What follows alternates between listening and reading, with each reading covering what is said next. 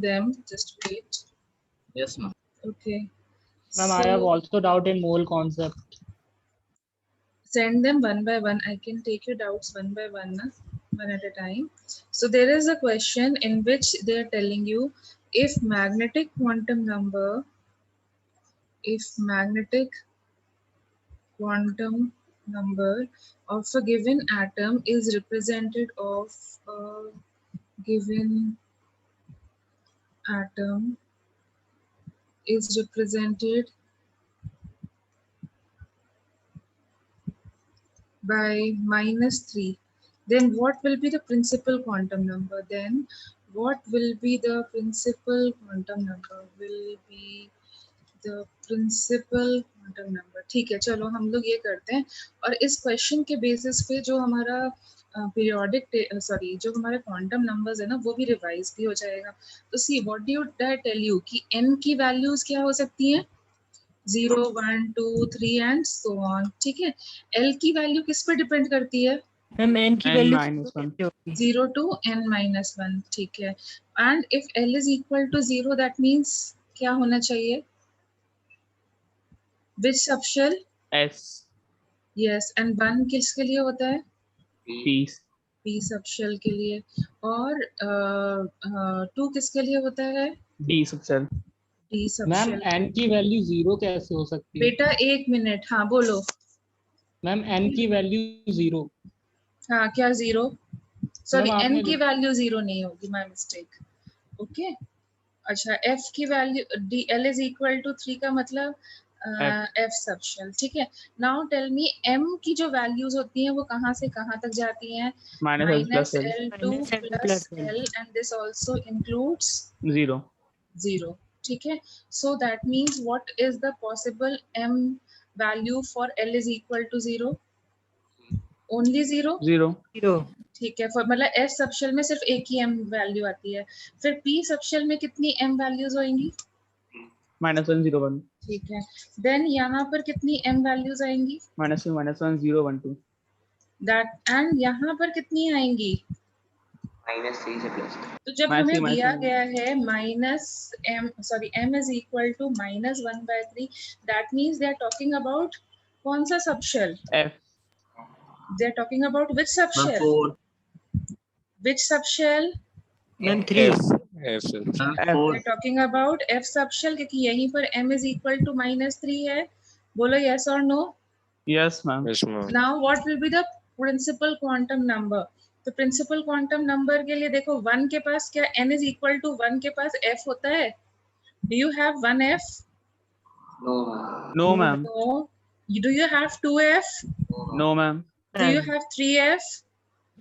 No, ma'am. No, ma'am. Minimum value of principal quantum number such that you get L is equal to 3 और L is equal to 3 आएगा तो M is equal to -3. तो minimum value क्या होनी चाहिए उसके लिए? N4. 4 क्योंकि पहली बार 4f यहाँ पर आता है. तो जो भी हमें ऑप्शंस दिए होंगे वो क्या होने चाहिए? For what will be the value of n? It should be what? Ma'am, 4 and above. It should be greater than 4. ठीक है. So the options given are 2, 3, 4 and then they have given us 5 also. So यहाँ multiple option correct answer हो सकता है. They can give you like this can also be the option, 4 can also be the option and 5 can also be the option. Did you get it? ma'am. Okay, ma'am. 4 and 5 both can be the options. Okay. Yes, ma'am. Okay. So multiple option correct वाला question में भी हो सकता है. Is it fine now? Yes, ma'am. Okay. Then the another question. The electron density between बेटा अभी मैंने पढ़ाया नहीं है तुम्हें between 1s and 2s तो मैं तुम्हें बाद में पढ़ाऊंगी जब नोट्स पढ़ाती हूँ तब तुम्हें बता दूंगी about. Then कितने नोट्स हैं तो ये भी मैंने तुम्हें अभी नहीं पढ़ाया तो leave it for now. Then question number 12. Okay, this is the atomic number of atomic masses of helium and neon are 4 and 20 AMU respectively. Okay. the value of de Broglie's wavelength, value of de Broglie's, ये temperature वाले questions अभी नहीं करने हैं, ठीक है, क्योंकि वो उसके लिए गैस लॉस पढ़ने की जरूरत है। तो ये वाला क्वेश्चन अगर डी ब्रॉगलीज वेवलेंथ एक पर्टिकुलर टेम्परेचर के लिए बोला जाता है तो वो नहीं करना है, ठीक है। Then there is a question on degeneracy. Just now I haven't taught you about degeneracy, so you don't have to do the question of degeneracy also right now. Is it fine, Shobh? Yes, ma'am. And जिसने भी अभी question भेजे please जब तक तुम अपना नाम नहीं स्पेसिफाई करोगे, I am not going to take your doubts. Please do specify your name first. You need to give your names first. Then again the same thing. So yes, we haven't done questions of nodes. I'm not going to discuss them right now. Then we haven't done photoelectric effect also right now. अभी नहीं किया है ना? Yes, ma'am. अभी No, देखिए. ma'am. हम वो भी नहीं कर रहे हैं, ठीक है। तुम्हारा डाउट जो हम ले सकते हैं वो ये है, the electronic configuration of Mn+2 क्या होगी। तो करो अपने हिसाब से। एटॉमिक नंबर इसका 25 दिया हुआ है, तो हाउ विल आई राइट, इसको कैसे लिखोगे? मेरा आंसर मैम C1 आ रहा है ma'am. 3D let us see where you are going. Okay, so let me discuss the whole thing. So इसका इलेक्ट्रॉनिक कॉन्फ़िगरेशन जब मुझे लिखने को आएगा तो how will I write? That is the main thing I want to discuss. तो manganese के लिए हम लोग क्या लिखेंगे? We will write like argon 18 electrons argon, then 4s2 20 हो गया और 3d5. We'll write like this or not? Yes, ma'am. अब जब 2 इलेक्ट्रॉन्स लूज होंगे तो वो कहाँ से पहले लूज होते हैं? What is the valence shell? Third shell or the fourth shell? 4s2. Yes, तो इलेक्ट्रॉन्स पहले कहाँ से लूज होंगे? 4s से। तो कितने इलेक्ट्रॉन्स लूज होंगे? 2 इलेक्ट्रॉन्स लूज होंगे। तो what will be the electronic configuration? 3d5 and 4s 0. जो जाते भी पहले इलेक्ट्रॉन 4s में है और निकलते भी पहले 4s से हैं। तो option A will be the correct answer. Yes. ठीक है, okay. Then Ma'am, so ma'am in the Mn2 Please plus, be ma'am, we louder. will, ma'am, so ma'am in the Mn2 plus we will write 4s0. 4s2 क्यों लिखोगे? Mn2 plus में Ma'am, 0 हो गया। 4s0 0. हाँ, चाहो तो लिखो या ना लिखो। जैसे आप यहाँ पर देखो 4p 0 है, 5s 0 है, तो हम नहीं लिख रहे हैं ना उनको। Yes, ma'am. जो नहीं है उनके बारे में नहीं लिख रहे हैं। तो चाहो तो लिखो, नहीं लिखा क्योंकि ऑप्शन में लिखा हुआ था इसलिए मैंने लिख दिया था। ओके, जो Okay. ऑप्शंस दिए थे ना उसमें लिखा था, इसलिए I have written. Now is it fine? Yes, ma'am. Now see, there are some questions of mole concept. We'll also finish them. 13.4 grams of a sample of unstable salt, okay, of salt contain, this is Na2SO4.NH2O was found to contain, this contains 6.3 grams of water. Okay, what will be the value of n? What will be the value of n? Can you understand from here that n will be a whole number or will it be a fractional thing? Tell me. whole n number. whole number होगा क्योंकि molecules whole number में ही होते हैं, Dalton's theory, ठीक है, क्योंकि they cannot be further divided. So do it now. So now what is the molecular weight of this? मैंने क्या किया, एक तरफ किसका, देखो दो चीजें दी हुई हैं, एक तरफ सैंपल दिया हुआ है और एक तरफ सैंपल का वेट लिखते जाते हैं और एक तरफ वाटर का वेट लिखते जाते हैं। दो ही चीजें गिवन है ना। Check in the question. So if I take an ideal sample, मतलब एक आइडियल सैंपल ले लूं, तो what will be the molecular weight of the sample? कितना हो जाएगा? 46, 32, 64, कितना हुआ? 6, 4, 10, 12 और ये क्या होगा? 142 हुआ कि नहीं हुआ? What is the weight of the sample? Check it. Is it fine? Yes, ma'am. उसमें वाटर का कंटेंट का वेट कितना है? 18n है कि नहीं है? Yes. Now according to the question given, what is values given? They are telling you कि 13.4 grams अगर हम लेते हैं तो उसमें वाटर कितना आ रहा है? 6.3 grams. अब हम इसको क्रॉस मल्टीप्लाई कर दें unitary method. Yes, ma'am. And can you solve for n now? Yes, ma'am. ठीक है, तो बस करो। और अगर कुछ क्वेश्चन में तुम्हारा एग्जैक्ट होल नंबर नहीं आता है तो उसको राउंड ऑफ कर करके होल नंबर में कन्वर्ट करना। Is it fine now? Yes, ma'am.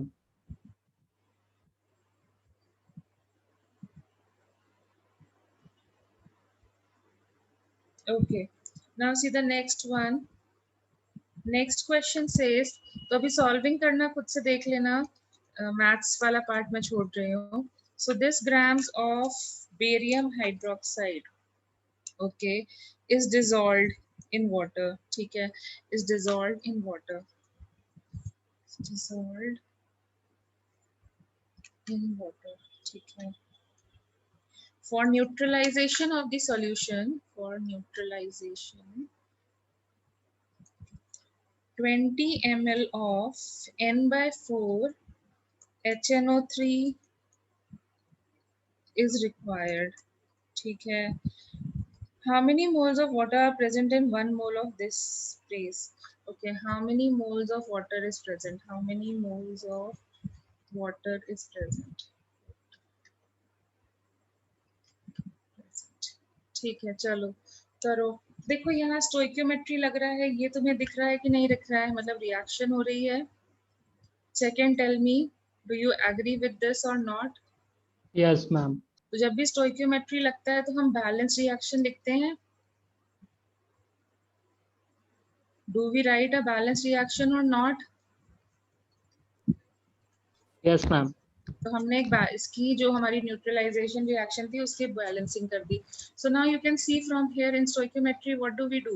Moles of barium hydroxide divided by its coefficient, that is 1, will be equal to moles of HNO3 divided by its coefficient. Do you agree or not? Yes. Yes, ma'am. Okay. Now how many moles of HNO3 do we have? तो moles निकालने का एक तरीका हम लोगों ने सीखा था, क्या था? मोलैरिटी इनटू वॉल्यूम इन लीटर्स, ये था कि नहीं?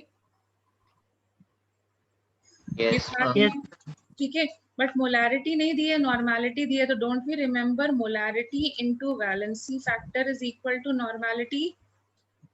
Yes, ma'am. Yes, ma'am. What is the valency factor for an acid? Basicity. What is the basicity of HNO3? 1. 1. So what will be the molarity for this if normality is 1/4? Ma'am, 1/4 only. 1/4 only. So how many moles of HNO3 is given to you? Moles of HNO3 अगर हमें बोला जाएगा निकालने के लिए तो हम क्या बोलेंगे? Molarity into volume. लेकिन वॉल्यूम ml में है तो कहना राइट इट एज मिलीमोल्स.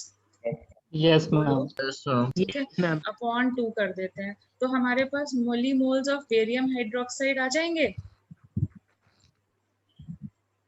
बोलो आ जाएंगे या नहीं आ जाएंगे? Yes, ma'am. Yes, ठीक ma'am. है. अब फिर से यहाँ पे फॉर्मूला लगा दो मिलीमोल्स आने के बाद. ये मिलीमोल्स किसकी वजह से आएंगे? It will come due to molarity of barium hydroxide solution into volume of barium hydroxide solution. इसी वजह से आएंगे कि नहीं आएंगे? Yes, ma'am. अब देखो ये पाउडर, इसका वेट दिया हुआ है, इसका मतलब बेरियम हाइड्रोक्साइड कैसा होगा? सॉलिड. सॉलिड को जब वाटर में डिसॉल्व करते हैं तो मैंने तुम्हें बताया था ना, सॉल्यूशन में वॉल्यूम किसका लिया जाता है? सॉल्यूट प्लस सॉल्वेंट का या जनरली सॉल्वेंट का only? Solvent. So that means जो ये वॉल्यूम लिखा हुआ है it will be basically due to volume of water. Yes, ma'am. Check and tell me. So you can find the moles of this thing, molarity. Moles पता है, molarity निकाल सकते हैं. देखो weight पता है. What is the way to find molarity? Weight of this upon molecular weight of this. इसका molecular weight निकाल लेना. Barium hydroxide into volume of water. और यहाँ पे ml में लिख सकते हो बिकॉज मिलीमोल्स हैं हमारे. बोलो समझ में आया है नहीं? Yes, ma'am. ठीक है, Yes, थोड़ा ma'am. कॉम्प्लिकेटेड सा है कैलकुलेशन। जनरली इस टाइप का कैलकुलेशन करने का एक और तरीका होता है जो मैं तुम्हें रीडॉक्स कराते टाइम बताऊंगी, जिसमें 2 लाइन में क्वेश्चन सॉल्व होता है। इसलिए मैं इतने टिपिकल क्वेश्चंस, क्योंकि हमारा चैप्टर का नाम ही था सम बेसिक कॉन्सेप्ट्स, तो बेसिक टाइप के ही क्वेश्चंस अभी हम लोग देंगे तुम्हें टेस्ट में या प्रैक्टिस के लिए। जो ये ऐसे थोड़े टीडियस या डबल टाइप वाले क्वेश्चंस होते हैं जिनमें कैलकुलेशन ज्यादा होती है, उसके लिए लॉ ऑफ इक्विवेलेंस की जरूरत है, जिसके लिए रीडॉक्स करने की जरूरत है, जो कि हम लोग में भी मतलब करेंगे नेक्स्ट। तो उसमें तुम्हारा यही क्वेश्चन बहुत जल्दी सॉल्व हो जाएगा। Now see, you know the molarity, you know this, so can you find the volume of water? Yes, ma'am.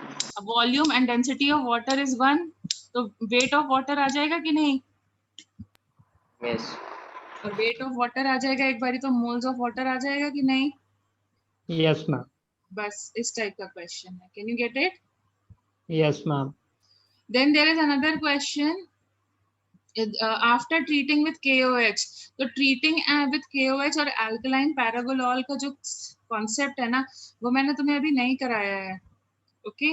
वो मैं तुम्हें gaseous state में कराऊंगी, तो then we will do it, okay? And then even in the another question there is use of AgCl. AgCl का क्या concept है भाई, वो अभी ऑर्गेनिक में तुम्हें आगे करना है, तो जब पहले हम लोग वहां तक पहुंच जाएं फिर हम लोग कर पाएंगे। Aryan, is it fine? Aryan, is it fine? अभी हमने सिर्फ सम बेसिक कॉन्सेप्ट पढ़े, तो हम उसी टाइप के क्वेश्चंस करेंगे, Okay, ma'am. ठीक है? चलो करें फिर आगे का, करें फिर हम आगे का। Yes, ma'am. Yes, ma'am. चलो, गुड इनफ। तो will do with the quick revision of ma'am हाँ, मैम जैसे हम लोग तो न्यू स्टूडेंट है, तो हम लोग ने मोल कंसेप्ट तो किया नहीं है, तो मैम आप वो बैकअप क्लास में करवा देंगे? Please be louder. मैम मैंने तो जैसे मैम मोल कंसेप्ट किया नहीं है, तो मैम वो हाँ। आप बैकअप क्लास में करवा देंगे? बेटा मैंने उसके लिए वीडियोस का लिंक तो बोल ही दिया था सबको लेने के लिए, और उसके जो डाउट्स आते हैं वो तुम पूछ सकते हो। Okay ma'am. स्पेसिफिकली उसके लिए क्लास अभी तो नहीं हो पाएगी, बिकॉज अभी तो हमारे पास टाइम ही नहीं हो रहा है। मे बी समवेयर आगे की तरफ, मतलब उसके लिए राहुल जी से एक बारी बात कर लो, क्योंकि टाइम टेबल उनको मैनेज करना है ना। Okay ma'am. ठीक है, चलो नेक्स्ट लेट अस गो फिर। हाँ, तो चलो हम लोग एटॉमिक का बेटा, और एक चीज तुमको ये भी बोलनी, ज्यादा पैनिक मत करो इस चीज के लिए। जो भी तुम्हारा कॉन्सेप्ट छूटा हुआ है ना, वो अभी कहीं ना कहीं किसी ना किसी फॉर्म में हम लोग रिवाइज करते ही रहेंगे। बट एटॉमिक तुम्हें समझ में आया या नहीं, अच्छे से ये बताओ। Yes ma'am. हाँ, तो बस तुम अभी अपने आप को, जैसे तुम्हारा जो टेस्ट भी है ना, तो टेस्ट में हमेशा बैक सिलेबस तो आता है, लेकिन उसका वेटेज कम होता है। जैसे कह सकते 20% बैक सिलेबस का वेटेज होगा, और 80% जो होगा ना एटॉमिक स्ट्रक्चर का वेटेज होगा, ठीक है? जनरली टेस्ट में जो करंट चल रहा होता है उसका वेटेज ज्यादा होता है, जो बैक होता है उसका कम होता है। तो अगर तुम एटॉमिक स्ट्रक्चर भी बहुत अच्छे से करके जाते हो, तो you have a scope of scoring very good marks in your test. Fine. फिर जो 20% बचा रह गया है, तो उसके लिए तुमको लिंक्स वगैरह मैंने अभी शेयर कर दिए हैं, वहां से देख लो, डाउट्स पूछ लो, और फिर भी कोशिश करेंगे whenever it is possible to take the classes। अभी के Okay, लिए यही बता सकते हो, ठीक है? क्योंकि अभी कोई schedule डिसाइडेड नहीं हुआ है उसके लिए। Fine. So I think in the last class we were doing for quantum numbers. Yes, ma'am.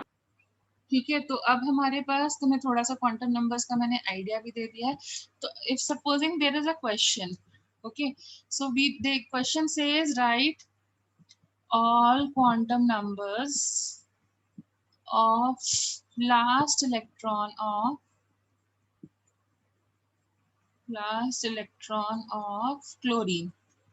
try करो जरा सब लोग। chlorine, you know atomic number is 17। try it out।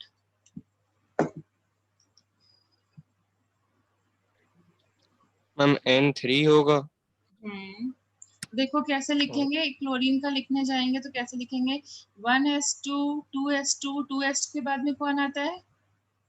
2p6, Yes, then 3s2, 3s2, Then- 3p6. 3p6. 3p5 बेटा 17 देखो हो जाएंगे हाँ, फिर। yes ma'am, yes. ठीक है 17 हो जाएंगे। तो अब देखो लास्ट इलेक्ट्रॉन ऑब्वियसली कौन से सब शेल में एंट्री मारा होगा?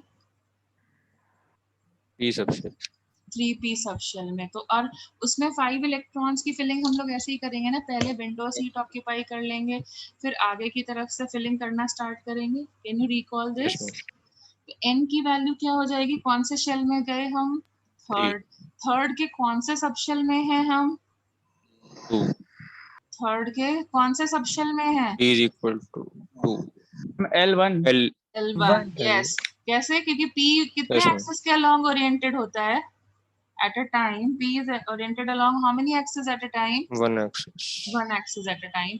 फिर m का मतलब क्या हो गया? यहाँ पर इन घरों के नाम दो। 3 घर हैं p के पास, तो हमने इनको नाम दे दिया like this. Can you understand? Yes ma'am. And वो पहला मेंबर था एंट्री करने के लिए या फिर सेकंड मेंबर था? पहला member. Where is the last electron? This is going to be the last one or not? Yes, ma'am. तो पहले वाले को क्या Yes, लिखते थे? ma'am. Plus half. Paired Minus वाले को half. क्या लिखते हैं? Minus of. Now did you follow how to write the quantum numbers? Did you Yes, follow ma'am. how to write the quantum Yes, numbers? ma'am. अच्छा, supposing अगर हमें बोला जाता सेकंड लास्ट इलेक्ट्रॉन के लिए। Ma'am, हाँ ma'am, why is m minus 1? Ma'am, it should be Yes, zero. ma'am. M minus sorry, It should be my zero. my Look and- mistake. It had to be 0. 0 है my mistake. ठीक है अभी? Yes, ma'am. Yes, ma'am. अभी second last electron कौन होगा? ये वाला होगा। Yes ma'am. Yes, इसके ma'am. लिए n की वैल्यू बोलो कितनी होगी? N3, L1. L1 m की value N Minus one. minus 1, Minus S one. M minus minus 1, half. S minus minus 1. half. So S can you minus see this is what we did in the last thing. मतलब तुम third last का लिख लो, fourth last का लिख लो. So you will never find कि चारों के चारों quantum numbers same to same आ रहे हैं. So this is what we did in the last class. Pauli's exclusion principle. जैसे तुम्हारे दो लोगों के आधार कार्ड नंबर सेम नहीं हो सकते, एक ना एक डिजिट वैरी कर जाएगा, तो उसी तरीके से यहाँ पर भी सारे के सारे क्वांटम नंबर सेम नहीं हो सकते. डू यू एग्री? Yes, ma'am. Maximum ma'am. कितने सेम हो सकते हैं? 3. 3. Did you follow till here? Yes, ma'am. Yes, ma'am. अब देखो उसके बाद में मैंने तुमको 30 तक की इलेक्ट्रॉनिक कॉन्फ़िगरेशन लिखनी सिखा दी थी. एटॉमिक नंबर 30 तक की इलेक्ट्रॉनिक कॉन्फ़िगरेशन लिखनी सिखाई थी.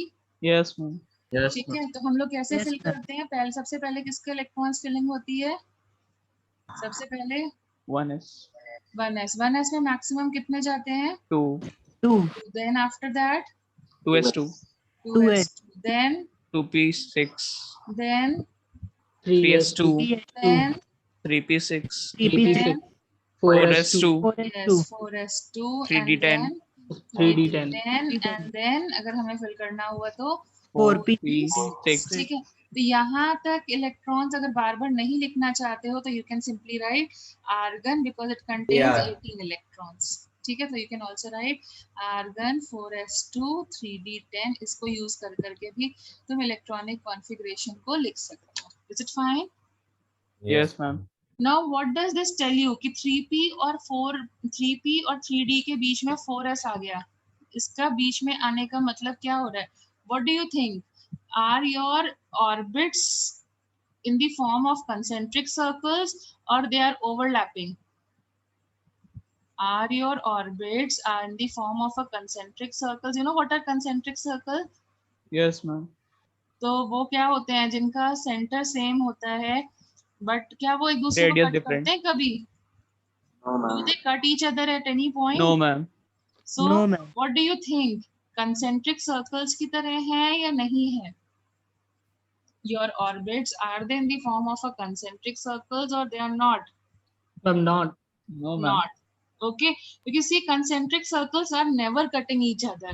So what is it does it tell? जैसे यहाँ पर आना start हो गया 4s और 4p के बीच में 3d आ गया या 3d के बीच में 4s आ गया. ऐसे चेक करोगे कि 4p यहाँ पे तुम और आगे का लिख लो तो 4p6 के बाद कौन आएगा?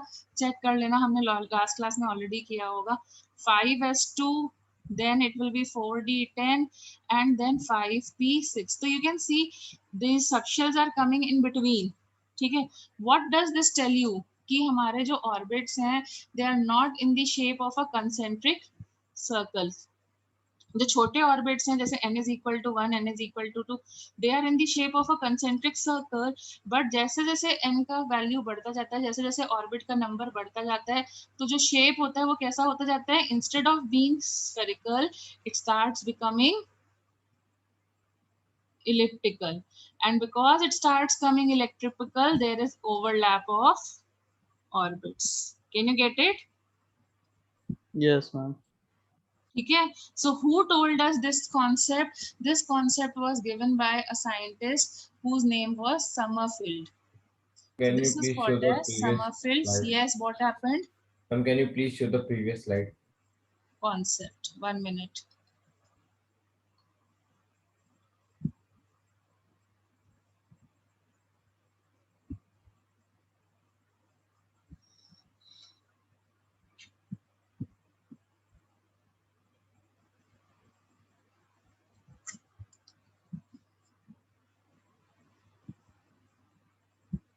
Yes, ma'am.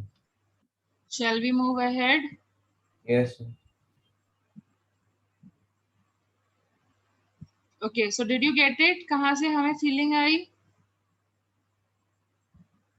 Yes. Yes, ma'am. ठीक है, so that was our feeling. So that's what we are going to go for. That is, as the value of n increases, the orbits become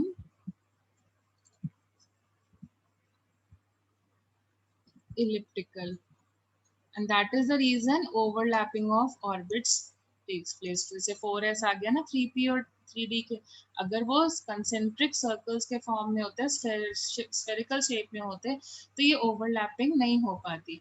Can you agree? Yes.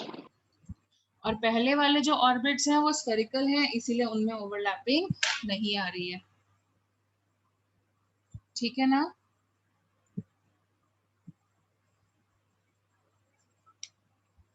ठीक है, do यू एग्री? Yes, ma'am. ठीक है, अब क्या होता है जब ओवरलैपिंग आती है? ओवरलैपिंग मतलब जैसे देखो क्या है, 1s ऐसे था, ठीक है, 2s और 2p के बीच में इतनी जगह थी, ठीक है, इन दोनों में एनर्जी का डिफरेंस होगा, तभी तो पहले इलेक्ट्रॉन इसमें जाता है फिर इधर जाता है, मतलब स्टेयरकेस की तरह इमेजिन कर सकते हो. They are in the form of a staircase. Say yes or no. You can imagine like a staircase. ज्यादा एनर्जी है तो ज्यादा ऊपर चढ़ जाओगे, कम एनर्जी है तो बीच में रुक जाओगे कि नहीं? ऐसे हो सकता है कि नहीं? Yes. ठीक है, तो यहाँ पर ये है 1s, then 2s lower energy, 2p floors मान लो, ठीक है, 3s, 3p, 3p. अब यहाँ पर आना था 3d को, 3d को आना था, लेकिन 3s और 3p और 3d के बीच में कौन आ गया पहले? 4s. 4s. तो डोंट यू थिंक 4s के आने से एनर्जी लेवल का जो गैप था, this is decreasing? Yes, ma'am. Gap has decreased. Okay, मतलब जैसे 1s यहाँ पर था, सेकेंड ऑर्बिट यहाँ पर था 2s 2p, थर्ड ऑर्बिट यहाँ पर था, लेकिन थर्ड ऑर्बिट के बीच में कौन आ गया? ये 3p और 3d के बीच में, तो 4s ने बीच में एंट्री मार ली. तो don't you think the energy gap has lowered? Yes, ma'am. So when the energy gap gets lowered, तो क्या हो जाता है? इलेक्ट्रॉन्स यहाँ से यहाँ स्विच कर सकते हैं कि नहीं? पहले यहाँ पे स्विच करने के लिए देखो, फर्स्ट से सेकंड पे जाने के लिए बहुत एनर्जी की जरूरत पड़ती थी, 10 पॉइंट समथिंग इलेक्ट्रॉन वोल्ट, याद करो मैं तुम्हें लर्न कराया था. Yes, ma'am. Yes. फिर 3.4 ऐसे से करके जरूरत पड़ती थी. बट यहाँ पर बिकॉज बीच बीच में तुमने अपनी खुद की जगह बना ली है, मतलब फ्लोर्स की जगह को कम कर दिया है, तो यहाँ पर एक दूसरे में जंप मारने के लिए कम एनर्जी डिफरेंस की जरूरत पड़ेगी या नहीं? Yes, ma'am. मतलब इस तरीके से इमेजिन कर लो कि जैसे तुम्हारे फ्लैट टावर में फ्लैट्स बने हुए हैं, तो सबकी छतें एक पर्टिकुलर डिस्टेंस पर ही मिल रही हैं कि नहीं? Yes, ma'am. ठीक है, बट अगर उन दो छतों के बीच में एक डिस्टेंस बीच में आ जाए तो क्या हो जाएगा? जंपिंग इजी हो जाएगा या नहीं हो जाएगा?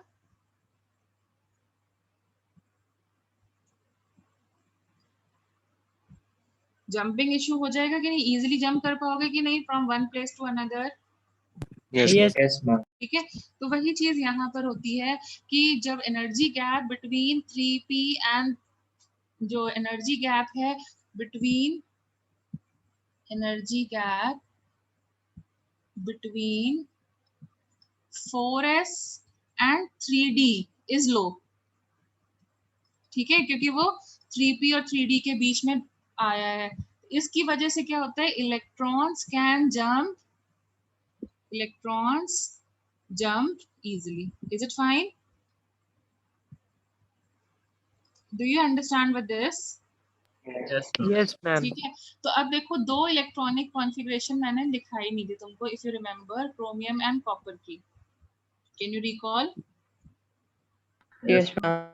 ठीक है, तो अब क्यों नहीं लिखवाई थी उसका रीजन समझो। मैंने तुम्हें बताया था कि there is an extra stability factor nitrogen के लिए बताया था, क्योंकि उसके पास हाफ फिल्ड ऑर्बिटल होता है। I told you inert gases extra stability factor is possible for half filled and fully filled orbitals, Yes, ma'am. Yes, ma'am. क्योंकि electrons एक जैसे हैं, किसी को किसी से जलन नहीं हो रही है, ऐसा बताया था। Yes, ma'am. ठीक है, there is an extra stability factor for half filled and fully filled orbital. जैसे नाइट्रोजन के लिए P3 हो जाता है एंड इनर्ट गैसेस में P6 आता है, तो वैसे ही स्टेबिलिटी बढ़ जाती है। तो डी सबशेल में हाफ फिल्ड कब आएगा? D subshell D5. का हाफ फिल्ड कब होगा? 5, 5। और फुल्ली फिल्ड कब होगा? 10. 10, 10। ठीक है, एफ सबशेल का हाफ फिल्ड कब होगा? 7. 7. 7. 10। और फुल्ली फिल्ड कब होगा? 14. 14. F7, F14, this is half filled and this one is fully filled।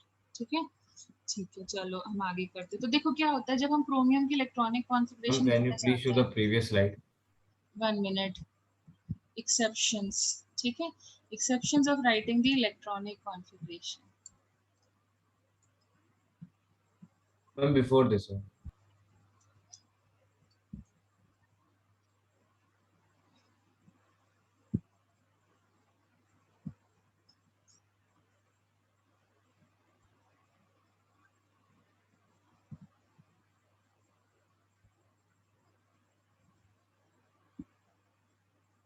Yes, ma'am. चलो तो फिर करते हैं आगे का कंटिन्यू। सो सी एक्सेप्शंस की बात करें तो जब हम क्रोमियम का इलेक्ट्रॉनिक कॉन्फ़िगरेशन लिखने जाते हैं, इसका इलेक्ट्रॉनिक कॉन्फ़िगरेशन एटॉमिक नंबर था 24, तो हमें लिखना चाहिए ideally, how should be write? Argon 4s2 and 3d4। 3D4. अब देखो s subshell is fully filled, s subshell is fully filled, Yes, ma'am. Yes, ma'am. लेकिन यहाँ पे d सबशेल ना हाफ फिल्ड है ना फुल्ली फिल्ड है। Can you get it? Yes, Yes, ma'am. ma'am. They're half nor fully filled। ठीक है, लेकिन अगर हमारा एक इलेक्ट्रॉन 4s से इधर से इधर जंप मार जाए, ठीक है, तो what will be the new configuration? AR4S1 It will become 3D5. 4s1 3d5। That means 4s subshell will be half filled yes, and 3d5 will be also, half. Half that filled. means extra stability or not? Yes, ma'am. That means extra sorry my mistake, this is extra stability।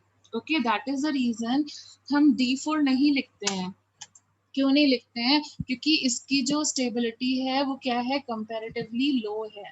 But अगर 4s का electron 3d5 में jump कर जाता है तो उसकी stability comparatively ज़्यादा बढ़ जाती है, क्योंकि दोनों ही हाफ फिल्ड रहते हैं, कोई किसी से गुस्सा नहीं होता है। So that is the reason whenever they will ask you to write the electronic configuration of chromium, तुम ये वाली लिखोगे या ये वाली लिखोगे? कौन सी लिखनी है? 3d5. सेकंड वाली। यस, सेकंड वाली लिखनी है, याद रहेगा। Yes, ma'am. Yes ma'am. ठीक है, मतलब डी सबशेल में D4 कभी नहीं आता है। डी सबशेल में D1, D2, D3 exist. D1 होता है, D2 होता है, D3 होता है, D4 होता है, D4 नहीं आता है। Can you get it? Yes, ma'am. NS2 D1 होता है, D2 होता है, D3 होता है, लेकिन D4 नहीं आता है। It becomes into NS1 and N-1 D5। D4 नहीं लिखते हैं, ठीक है, D5 लिखते हैं, D6 लिखते हैं, D7 लिखते हैं, D8 लिखते हैं, फिर से D9 नहीं लिखेंगे, ठीक है, D9 नहीं लिखना है, और सीधे सीधे D10 पे आ जाता है। जो D9 होता है उसको हम कैसे लिखते हैं? NS1 N-1 D10। कैसे होता है वो अभी मैं तुमको बताती हूँ। तो तुम्हें क्या याद रखना है कि जब भी तुम्हारे पास डी कॉन्फ़िगरेशन आनी है तो कौन कौन सी नहीं लिखनी है कभी भी? 4 और 9.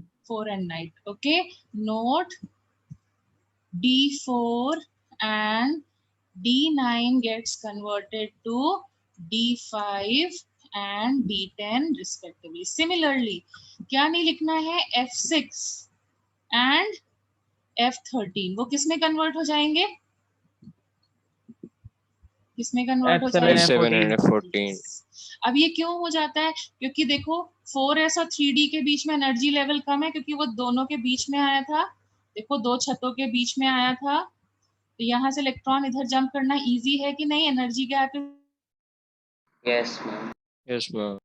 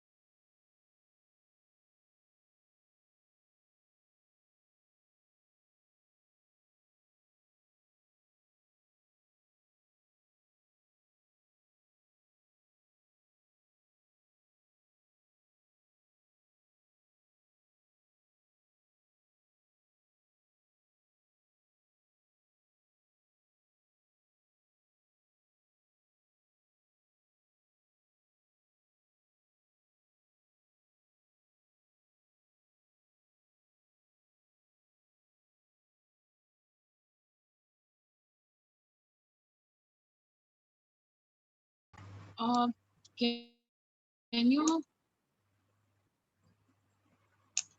Are you guys connected now? Yes. Yes, Ma'am, your ma'am. voice Yes, ma'am. is cracked. Well, Voice is cracking. Ma'am, sorry, was cracking. Voice is not coming clearly. Ma'am, now it is coming. Ma'am, now it's clear. Okay. अच्छा चलो, अगर बीच में distraction आता है तो बताना।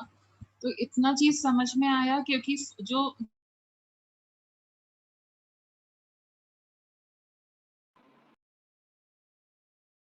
Voice is not. Ma'am, was not coming. Ma'am, voice is not coming. Ma'am, voice is not coming.